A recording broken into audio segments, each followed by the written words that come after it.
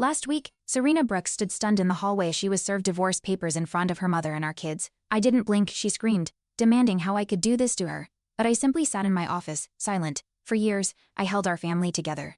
Now, the only symbol left of our love is a custody agreement. 10 years ago, in our tiny apartment, I worked overtime cleaning offices so Serena could finish her degree. She swore she'd become a therapist, promised she'd repay the sacrifices. When her diploma came, so did her disinterest. No job, no ambition, just excuses. I was too tired to argue. I believed love meant carrying her when she stumbled. But looking back, I see I was carrying someone who never wanted to walk beside me. 3 years ago, I used my bonus to fix Serena's car and surprise her with a weekend getaway. She didn't even say thank you, just scrolled through her phone, annoyed we weren't at a 5-star resort. That night, she said, "This isn't the life I imagined." I laughed it off, but it haunted me. She hadn't imagined me just a life without struggle, and I was becoming her biggest disappointment for working too hard to matter. Each night, I came home hoping for a spark, a smile, anything. Serena barely looked up from her phone. I cooked, cleaned, bathed the kids. One night, Rachel, our nanny, asked gently, "When's the last time she hugged you?" I couldn't answer. That silence echoed louder than any fight. Serena said she was just tired, but so was I, only I still showed up every damn day. I suggested therapy once. Serena laughed. "Why, you're the one with problems." That stung. Dorothy, her mother, overheard and quietly said, "You're not crazy, you're just hurting."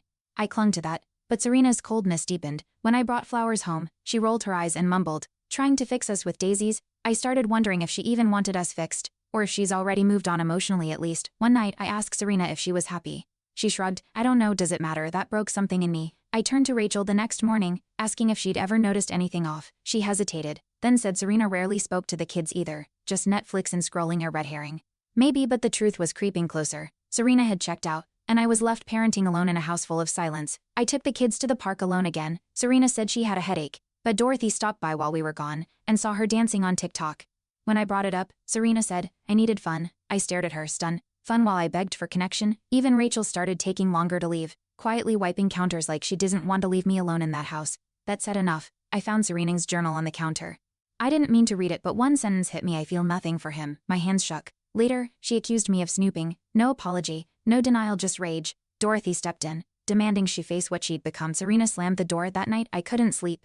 Not because of guilt, but because I finally understood. She was already gone, and I had to catch up. Father's Day, I grilled for everyone, trying to keep things light. Serena arrived late, dressed like she was headed to a nightclub. When Ethan, my lawyer friend, complimented the ribs, she sneered, "At least he's good for something." The yard went silent. I dropped the tongs. Dorothy gasped. Ethan gave me a look. Time to act. The kids watched. My heart shattered. I smiled through clenched teeth, but something inside snapped. This wasn't a marriage, it was theater. That night, I sat with Dorothy after the kids went to bed. "You don't have to keep bleeding for someone who won't even notice you're cut," she said softly. I nodded, finally letting the tears fall. She held my hand. "You're a good father, Nate, but this house is breaking you." Her words didn't just land, they cracked me open. I wasn't just hurt anymore, I was done. I opened my laptop and called Ethan. "Time to fight." Serena barged into my office when she found the divorce papers. "You're pathetic," she hissed. I stood my ground. "I deserve better." She laughed, a cruel echoing sound. "You'll never survive without me." I didn't flinch. Rachel stepped in, pulling the kids back upstairs. That moment sealed it. Our lives had diverged. My resolve burned steady. I wasn't scared of her anger anymore. I was scared of what staying would do to our children. That fear became fuel. Serena tried damage control, posting photos of us from years ago, captions dripping with fake nostalgia. "Happy family," she wrote. But Ethan warned me she's building an image for court. I confronted her. "Stop using the kids for likes." She rolled her eyes. "It's just our pain, our kids reduced to a brand." That night, I started documenting everything. Messages, missed dinners, her absence. This wasn't just heartbreak, it was strategy. And I had to win. Our last dinner as a family was silent. Serena pushed food around her plate. I announced, "The papers are filed. I'm seeking custody." She blinked, stunned. "You wouldn't?" I looked at the kids, wide-eyed, confused. "I have to." Dorothy nodded from the corner. Rachel held back tears. Serena stood abruptly, knocking over her wine glass. "You'll regret this," she spat. I didn't reply, because for once, I was choosing myself and them. The battle had truly begun. A week after filing, Serena showed up with gifts for the kids, something she hadn't done in years. She baked cookies, played board games, smiled too wide. Rachel whispered, "She's up to something." I wanted to believe it was change, but Dorothy pulled me aside. "She's never cared this much until now." Ethan confirmed she was advised to show involvement before court. It wasn't love, it was leverage. The twist wasn't her kindness, it was the performance. Serena started tagging me in old couple photos, pretending we were still together. Her captions, "Loved ones." I was livid. Ethan warned, "She's controlling the narrative." Friends began asking if we were reconciling. I clarified loudly. I posted a statement, "We are separated. I will not participate in false portrayals." That night, Serena sent a string of furious texts. The mask cracked. This wasn't love, It was reputation warfare, and I refused to be her silent co-star. Rachel found Serena's burner phone left behind on the counter. Curiosity got the best of us. What we found: messages to a man named Tyler, intimate ones, ongoing for months. My chest tightened. Dorothy said, "She's already left emotionally. This just proves it."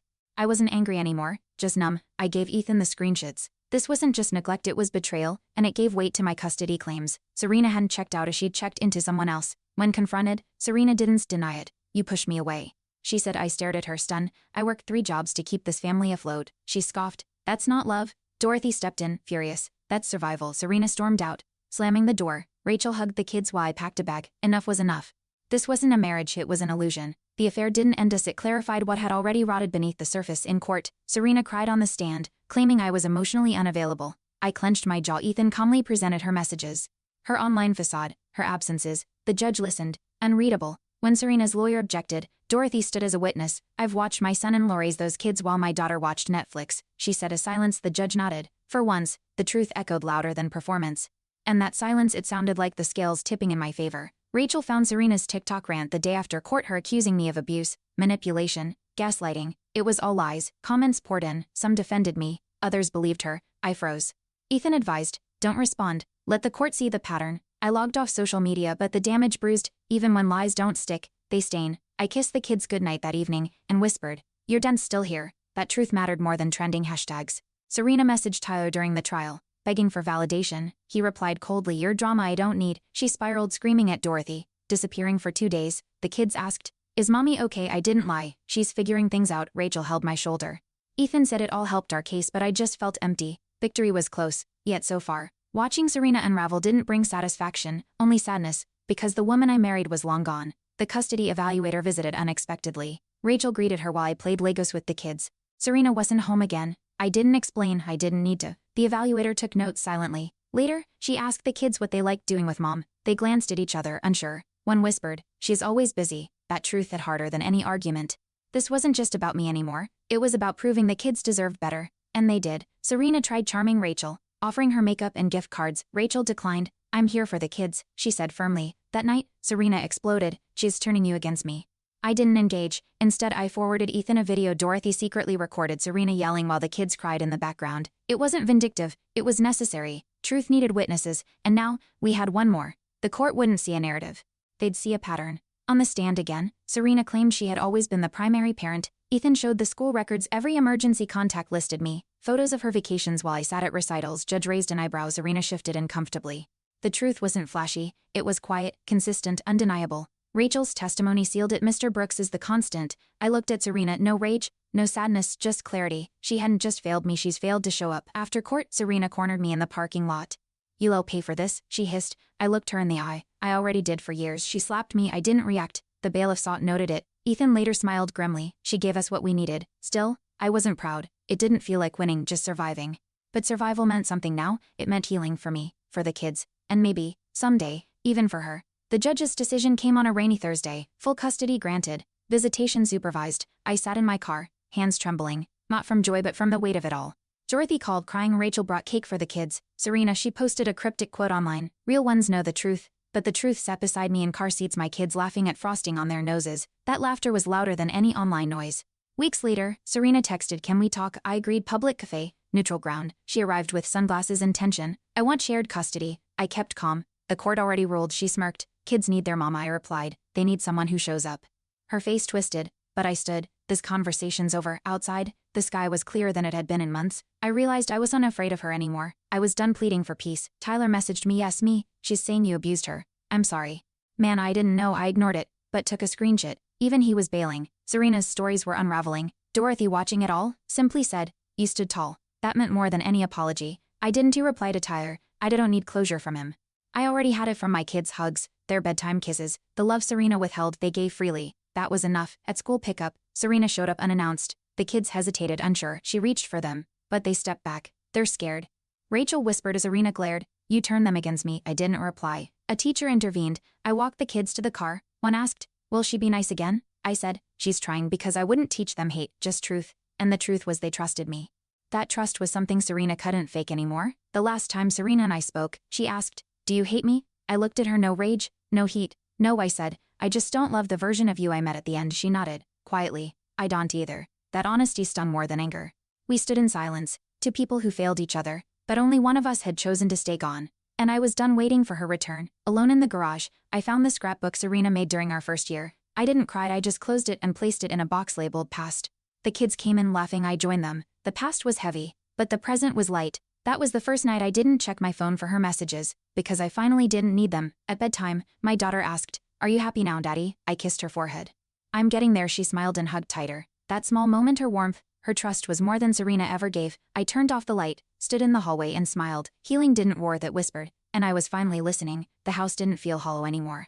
It felt ours. Serena moved out of state. No goodbye, just a note left behind. Good luck. I didn't need luck. I had peace. Dorothy stayed close, helping with school pickups. Rachel became more than staff, she became family. The kids laughed more, slept better.